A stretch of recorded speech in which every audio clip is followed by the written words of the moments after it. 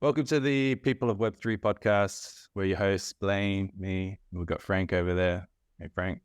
And today we are joined by Arch, innovator, social entrepreneur, impact investor, which is an interesting space, and also the co-founder of Wildchain, which is going to be probably the main theme of today. So Arch, thanks for coming on the show. Thank you for having me. No worries. I think let's dive straight in. We could probably set the scene with introduction, a bit of a background story on who you are and how you got here. So maybe we can start there, and then we've got a few follow-up questions. Sure. Okay, so hi, I'm Arch. I'm currently based in Thailand, and I've been working on actually before I was doing fundraising for a lot of social projects. And I've started to kind of turn my focus a little more towards environmental issues, given that we're facing I guess you could call it an extinction crisis, as well as a climate crisis. And so, like, one of the inspiration behind the idea that we're working on currently, which is called Wildchain, is so a few years back we saw, this game Pokemon Go, right? And we were thinking, like, how can we kind of get people to care that much about protecting, real world animals and the environment, as much as collecting digital Pokemon, right? And based on that, we kind of developed this idea, and it's based on creating a digital mirror of endangered animals in the world, where the population on the blockchain matches the real life population living in the world, and getting people to adopt and collect these digital animals. And so we began our journey with Wildchain a few years back. Actually, it's taken a lot longer than we imagined that it would. And it's like we're currently in the process of building this game that allows people to kind of adopt these digital animals. So Wildchain is a nonprofit game, mobile tool that hopes to get, like, everyone in the world to kind of participate in protecting the environment and endangered species. And so it's a game. And we're also inspired by, like, I don't know if you remember Tamagotchi. Yeah, so but instead of taking care of just one animal, you're taking care of a sanctuary. And within this sanctuary, like, every tree that you plant, we plant a real tree in the world. So as you upgrade your sanctuary, we're trying to create, like, the real world impact that you are doing in the game. So how we kind of link this to conservation, besides, like, linking the in-game actions like tree planting to real world impact, is we're actually a nonprofit. So 100% of the profits from, when people buy in-game items, when people, pay for, everything in the game, all the profits goes towards funding conservation work. And so we're kind of, like, looking at how we can convert gaming revenue that people spend, billions of dollars every year on games. How do we convert that into funding for wildlife conservation? Yeah, interesting. Yeah, and the vision of Wildchain is centered around rewilding the world. Can you tell us a little bit more about what does rewilding mean, and how can Wildchain bring real world impact to conservation? Yeah.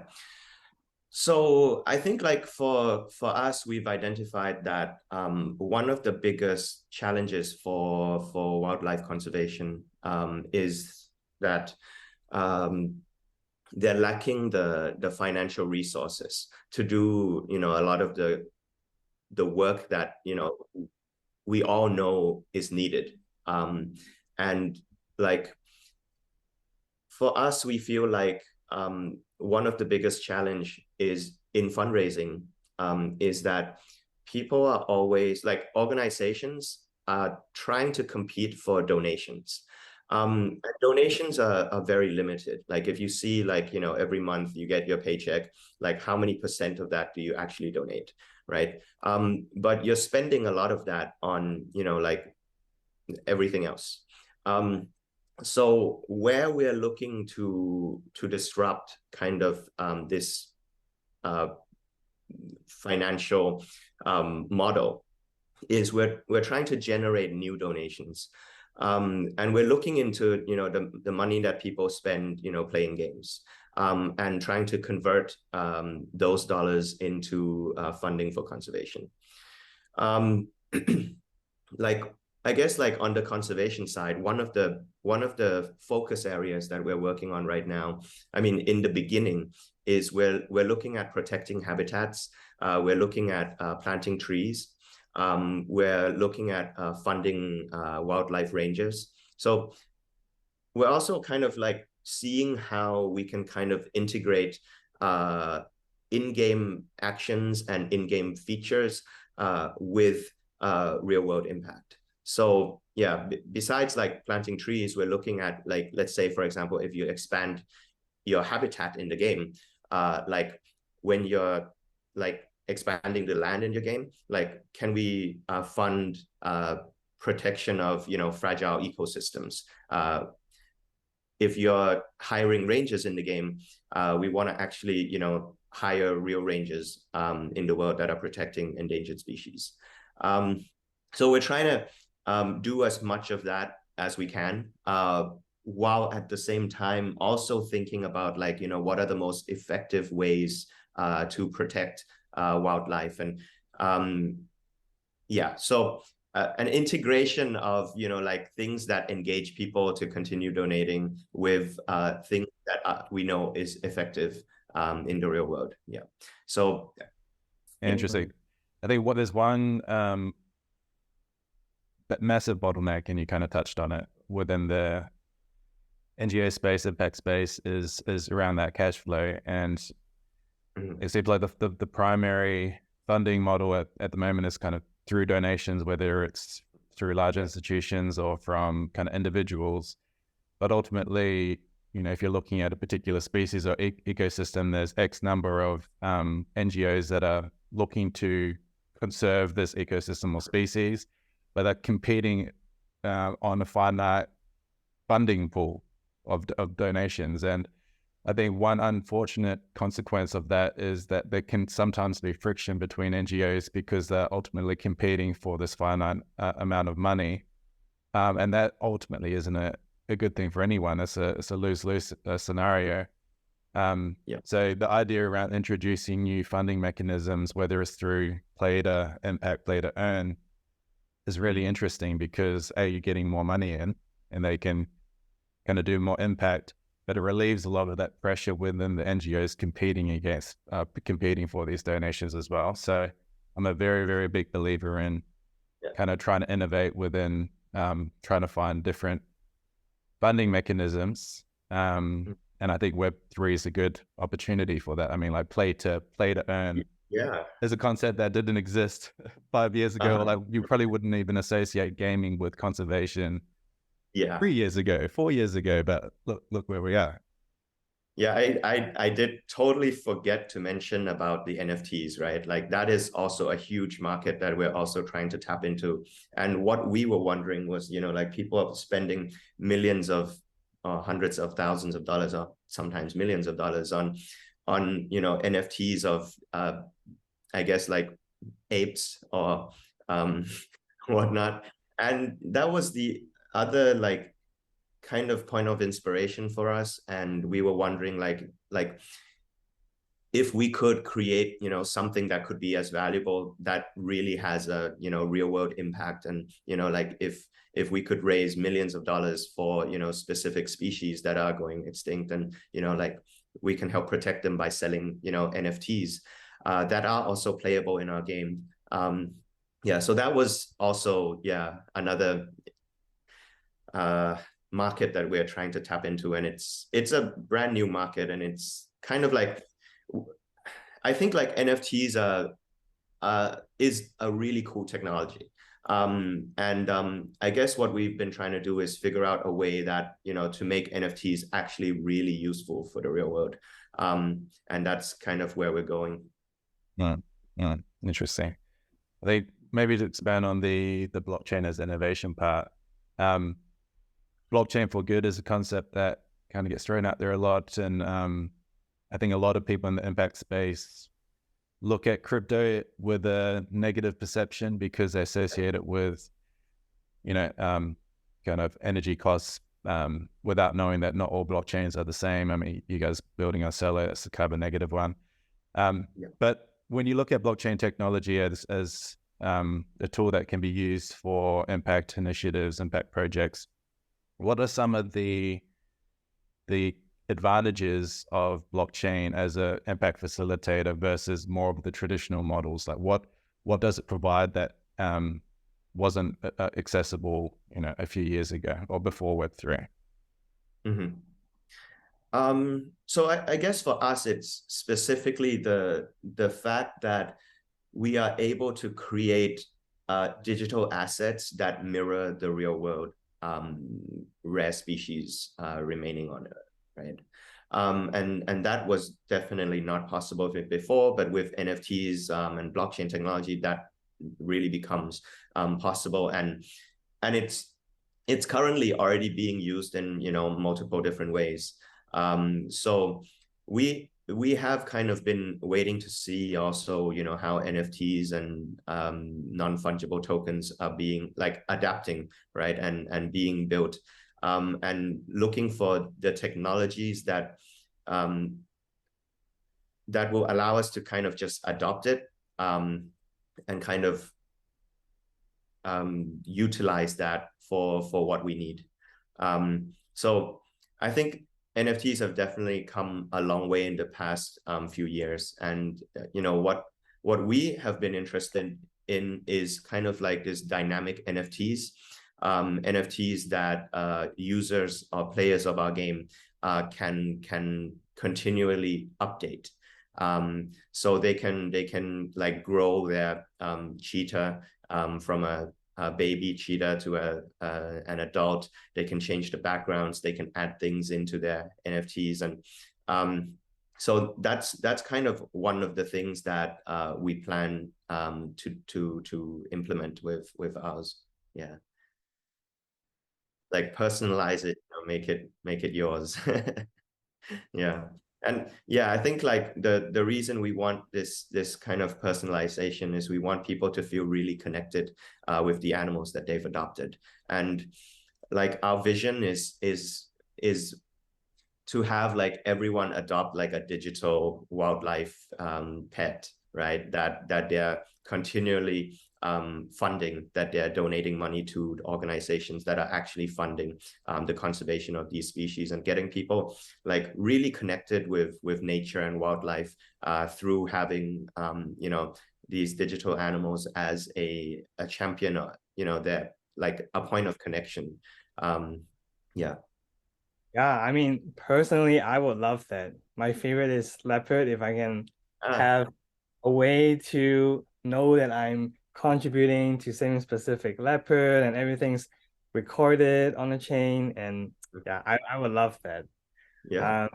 Speaking of play to impact, play to earn, can you explain briefly about what is play to earn to those who are not familiar with it? And also, if somebody who has no knowledge about Web3 at the moment, what are the steps that they have to take in order to play your game and to earn and to have impact? You just have like step by step.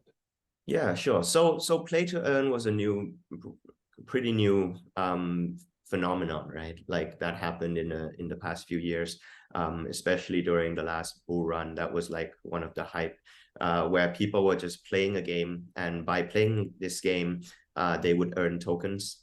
And they would be able to then trade these tokens on exchanges or decentralized exchanges and actually make money from it.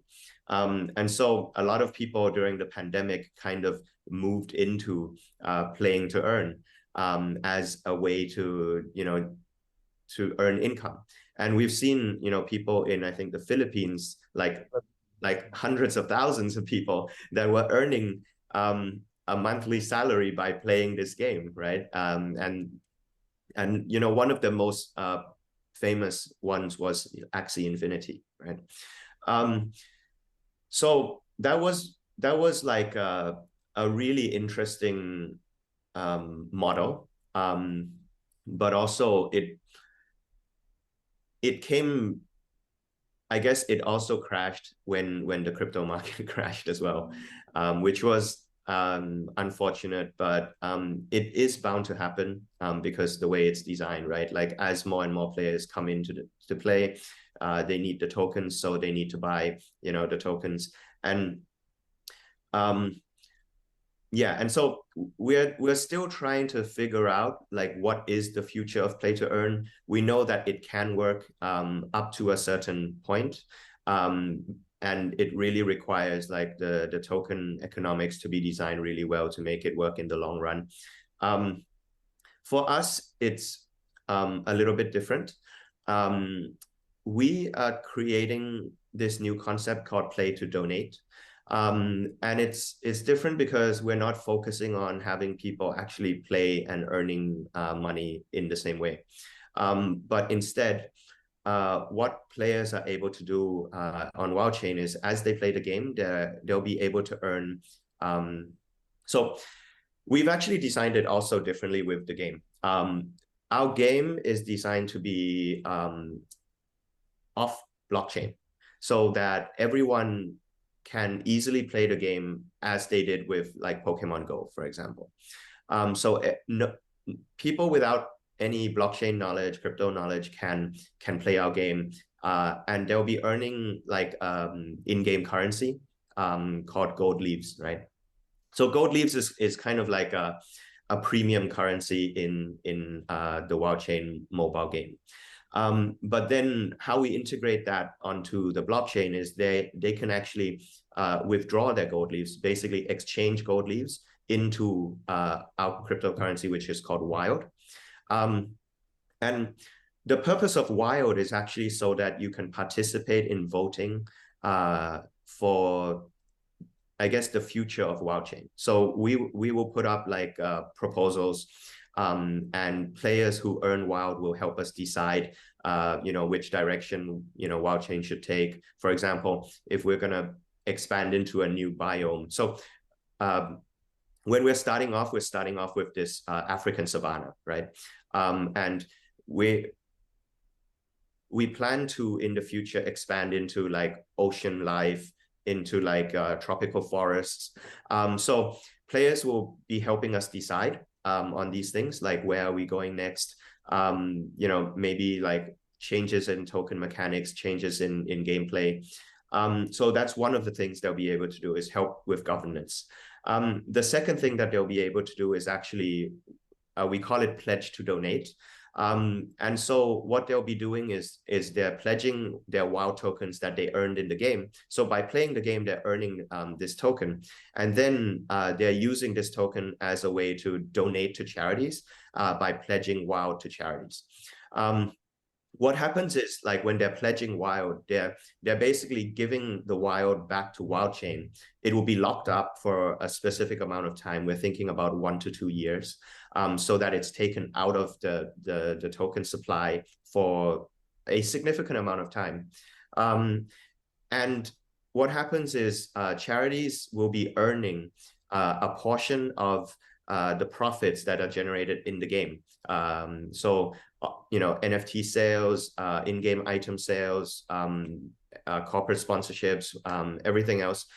So all the profits goes into this pool, and then the pool is distributed to different charities based on the votes that players are voting for.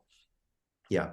So we're kind of trying to pioneer this new model. we hope it will work. Well, we'll play our part in supporting it. Yeah. And I have But a quick oh, you go, Frank. oh, I have a quick question about the last point you mentioned when you said the profit sharing with the other companies and NGOs, and those could in the future, if all these NGOs, if they have their own wallet, those wallets can be put into the smart contract, and then they would get paid directly and in like a trustless way, right? In the future, that could happen. Yeah. So like we would love to kind of move this, in the future where we're actually giving them enough money that makes it so that they have to adopt crypto, then that would be possible. And I think like what would be even more interesting in the future is if they are adopting crypto and if more and more people are adopting it, then the spending of these different conservation organizations can also be on the blockchain, and we can track, how they're spending every dollar. And I think the future would be moving that way. We just need more people to adopt it and be willing to kind of make that change. And when the funding is significant, then I hope that that will happen. That will accelerate this adoption. But in the meantime, like how we've designed this is actually so that charities can actually receive cash, fiat.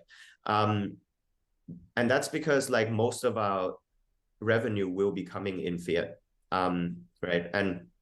And so if you see like the way that we've designed our play to donate and kind of like pledge to donate mechanic, right? Like you're pledging Wild to charities, but the Wild is returned to Wildchain, which in the future gets given out to future players or new players that are coming into our ecosystem. That Wild being returned into the ecosystem is very different from the normal play to earn mechanics where players are earning the tokens and they're selling the tokens on the market, right? And that creates kind of like a sell pressure for their token. Whereas for us, there is not the selling side. There is no sell pressure on, I mean, it's designed to not have that sell pressure from people playing to earn.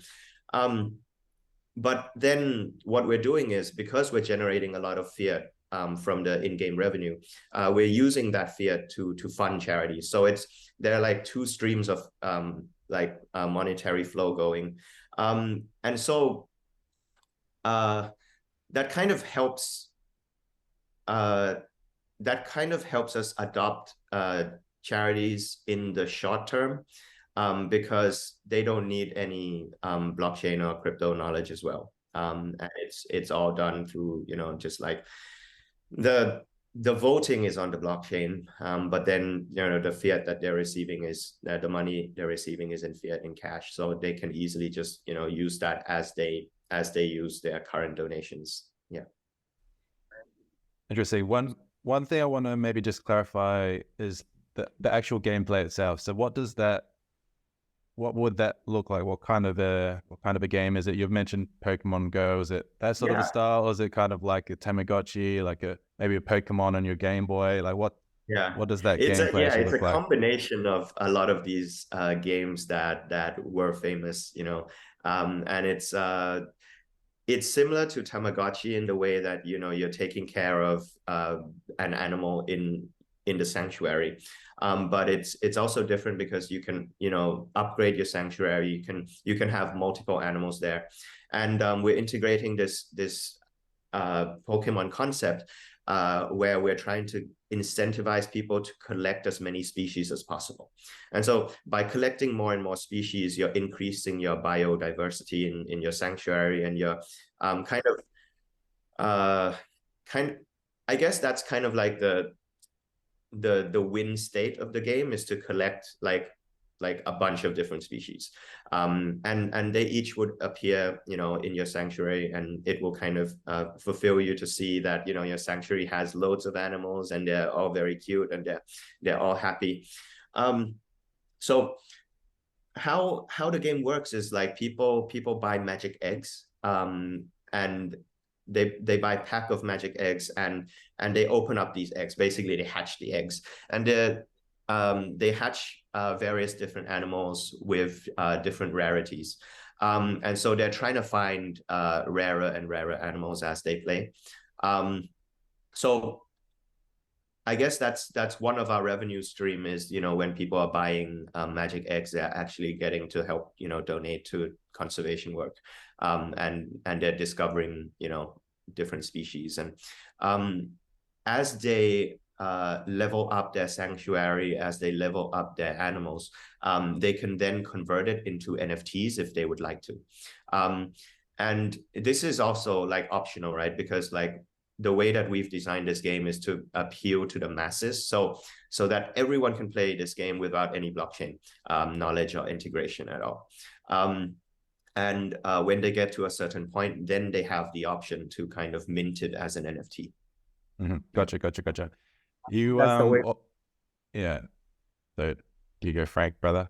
I was just gonna say, I think that's the way to go. It's to do a game that is fun for the masses, that doesn't involve blockchain NFT, and then down the line they have an option to do something with blockchain NFT where they get value out of it, and that way onboards them naturally rather than just pushing them to learn so much at once. Just a lot of fun. Yeah, I mean, you want with all these blockchain gaming ideas, I think one thing that can get missed is that the gameplay itself has to make sense. If no one's, if people like you kind of almost want, just like any normal game, you want people to play the game because they love the game. And then as a bonus, you have these interesting Web3 components like ownership of the assets, like maybe your NFT evolves, like a dynamic NFT evolves and things get assigned to it based on your gameplay. But these are bonuses. If you lead with the earn part, then it probably doesn't become very sustainable because the game itself is not super interesting. So you want the blockchain games to almost not feel like it just feels like a game. And then you've got these little add-ons to it. We talked about Celo. And why Celo? Why build on Celo? It's like I'm interested in it, but what's your rationale for, I guess, choosing that versus something else? Yeah, so we discovered Celo because it was, I think, the world's first carbon negative blockchain. And it's fast, it's super cheap to run on, and the community is amazing. So Celo seems to be it seems like they're trying to build like good money, right? And all the projects that are trying to do sustainability and social impact are kind of linked into Celo somehow. So we found that this was like super interesting for us. They partner with a lot of nonprofits. They do a lot of work with nonprofits and like impact work, sustainability work. So that was like what really got us connected with Celo, and that's what how we decided to kind of which chain we're going to use. And I think like we're there for the community. We want to help them grow the Celo ecosystem, and we want to grow with them. Is there a layer 1 blockchain? I'm not too familiar. It is, but it's EVM compatible. Yes, cool. And they have their own token? They have their own token, Celo, and they also have like CUSD, CEuro. So they have stable coins as well. And how big is the adoption right now compared to, let's say, I don't know, Cardano or? It's I'll bump on Gecko. I don't even know how big Cardano's adoption is. I haven't heard too much about Celo. I'm glad. Yeah. I mean, it's not that 144. Big yet. Yeah, but it's got a very heavy impact focus. There's a lot of like mobile friendly, there's lot of interesting kind of like points of difference around it. But you're not a top 10 or top 20 yet, but no, not yet. I'm a fan personally. Nice. Okay, I want to hop back to NGOs that you work with, because that's something that we kind of went through as well. When you're talking to all these NGOs, I'm assuming most of them wildlife conservation NGOs that are not familiar with Web3 at all in the beginning. How were you able to onboard them, or do you have any tips on for people like us who are trying to onboard NGOs, or tips for NGOs who are looking into, like, they're curious about learning about Web3, but they just don't have the time and resources to do so? Do you have any tips for them? I mean, like for us, like we've made it easy because the NGOs we work with would not need Web3 knowledge at all. And the funds that are going to them are bank transfers and not tokens. So for us, that problem is solved. Ideally, in the long run, as I said, like we would love to onboard them onto, you know, crypto and blockchain, and kind of like make the donation process more transparent. But we would need to be kind of like a significant, like provide them significant funding in order, you know, to have them kind of change how they work and be willing to take those risks. I guess like I also want to mention that we are also at the beginning stage of onboarding charities and conservation projects. But so far we haven't really had, you know, a problem with that, because we've kind of found like a very soft compromise. And like to be honest, that's potentially a good way to look at it. I mean, is you could look at it as the role of like an entrepreneur like yourself, or like someone innovating within this Web3 space, to kind of maybe use Web3 tooling to kind of collect the funds and then give it to the NGOs in a way that is the least amount of friction as possible, because you know, these NGOs don't have a lot of extra time and money anyway. So for them to have to kind of learn how to create a wallet and those sorts of things probably isn't super realistic in the short term. I think in the long run, it like obviously we want to transition to that, but being creative around giving them money without them having to get headaches about MetaMask or whatever thing that they have to set up. I've got a. Even I'm scared to use MetaMask. Every time I'm like scared that I'm gonna do something wrong. You can imagine like these nonprofits that first time receiving the money, they're like, oh, what do I do now? And there's things around like clicking the wrong links now. So like click the wrong, like that's pretty scary.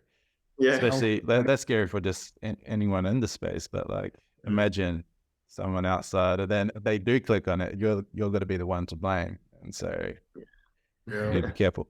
Got a fun little segment just around, I guess, like an elevator pitch. If you had to give an elevator pitch, let's say less than 60 seconds of Wildchain, what would it be? So what's the Wildchain elevator pitch?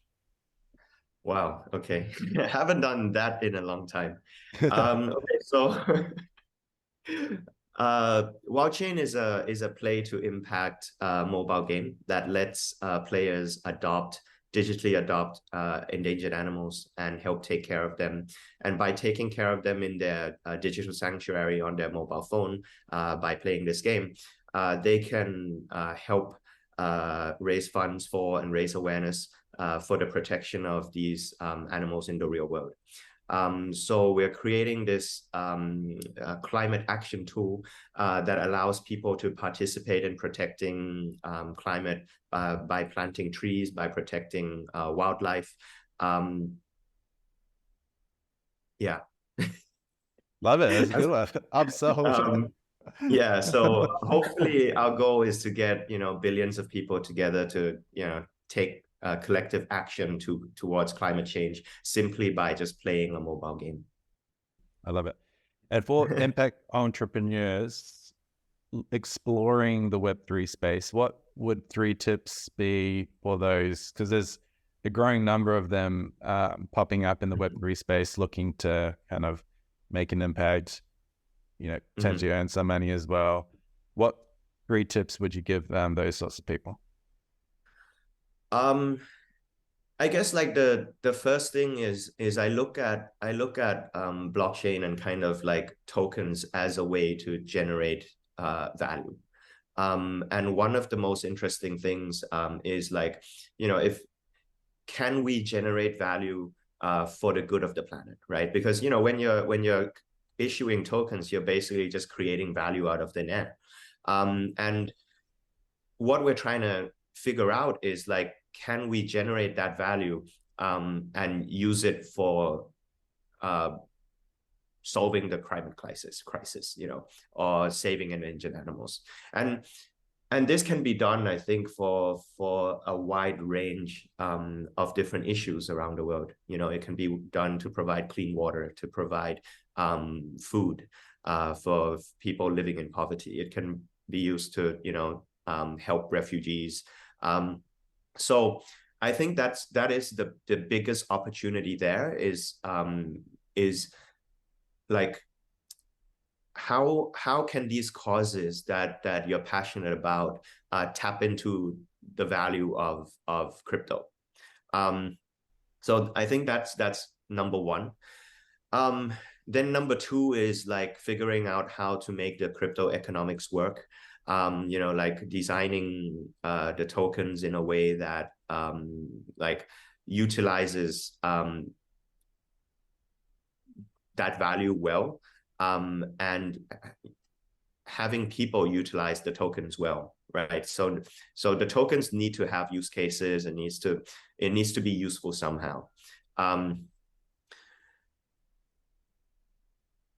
The third point, I guess, is like, how do we kind of tap into the masses and not only rely on people who already know blockchain, Web3, and how do we kind of integrate, how do we get ordinary people who are not willing to jump through hoops to kind of adopt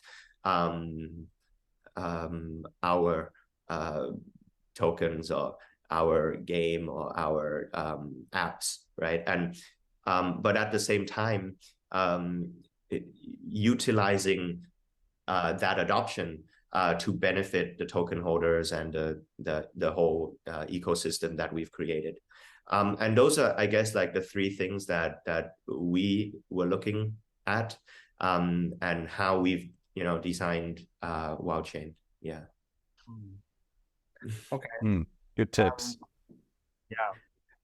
One question I have is, how can we, as people of Web3 and our listeners, help Wildchain? What can we do? Well, we are looking for a group of early adopters, right? So hopefully when we launch our game, we would get, people of Web3 and your listeners and everyone to kind of help us test the game, help us spread the game, play it, and tell us what you think and help us shape the game using the tokens that you earn by playing. You can help us shape the future of Wildchain. And I guess also right now we've started selling some NFTs on Wildchain, so you can check that out on Wildchain. I think every 2 weeks we're dropping a new NFT, and it's the first animal of its kind. So we have, I think when we launch the game, we'll have maybe 30 to 50 different species in our game. And the first of its kind are all being dropped every 2 weeks right now on Wildchain. So every 2 weeks, we drop a new one, and the previous one auction finishes. So yeah, we've been doing that for a few weeks now. Yeah. Cool. So NFTs that are coming out every 2 weeks. And the play test, do you know what kind of time frame we're looking at for the play test potentially? Yeah. So we're hoping to do the next release in October. We might have like a oh, like a invite only version coming out before then. So the best way is to subscribe to our newsletter, which you can do on our website. And then, yeah, we'll send invites whenever the new version is ready. I want to get one of those wild African wild dogs in the background. I'm going to keep an eye out for them when they drop. Yeah. Yeah, I think what the African wild dogs have already been dropped. Oh, have they? Yeah, but so right now the NFT marketplace that we've built only allows for the auction from Wildchain, but soon, if not already, I think people who adopted it earlier can put them up for auction themselves. So we'll see where that goes. Yeah. Okay, cool. I think that's all the questions we have. Yeah. Blaine? Yeah, that's all the questions. I think, sorry, I was just looking at your website I was trying to look at the African wild dog. Do you remember what animals are already launched? Oh, we can share the list. This looks like there's settled. There's quite a few, 3, 6, 9, 10 so far. Yeah. Yeah. Oh, maybe that. Oh, there it is. Yeah. I've been trying to bid on them too, but like I've been outbid all the time, and I still haven't gotten one. That's nice. That's a good problem to have. I was gonna say, so we have contacts with a lot of wildlife conservationists and photographers around the world, and they travel a lot. Myself. If your focus right now is the African savanna, I'm sure a lot of photographers are interested, or they would be like I have my friends would share their IG stories and like they're traveling. Is there any way that we can help as wildlife photographers? Maybe either the photos or potentially like if you have NGOs on the ground who are in areas where we can hop in, help them get some footage. Like those wildlife that people are adopting, and just like small things like content. And for us, I think it's still, at least for some of us, I think we'll be happy to do that if we get to see some amazing wildlife and check out the area and just want to contribute some way. Yeah, that would be amazing actually. Like so I'll connect with you and see how we can collaborate further. But thank you for the offer. Yeah. Yeah, I think we can wrap things up. Yeah. I was gonna say I'm planning to go back to Africa next year. Anyways, might as well. I might try and join you, Frank. Plan your trip. Yeah. Oh, wow. I'll join you. Okay. Well, I think that's all the questions. We could probably wrap up the podcast. I don't know if you got any closing words, Frank, or you're all good. Thank you everyone for listening to our podcast with Nailed it.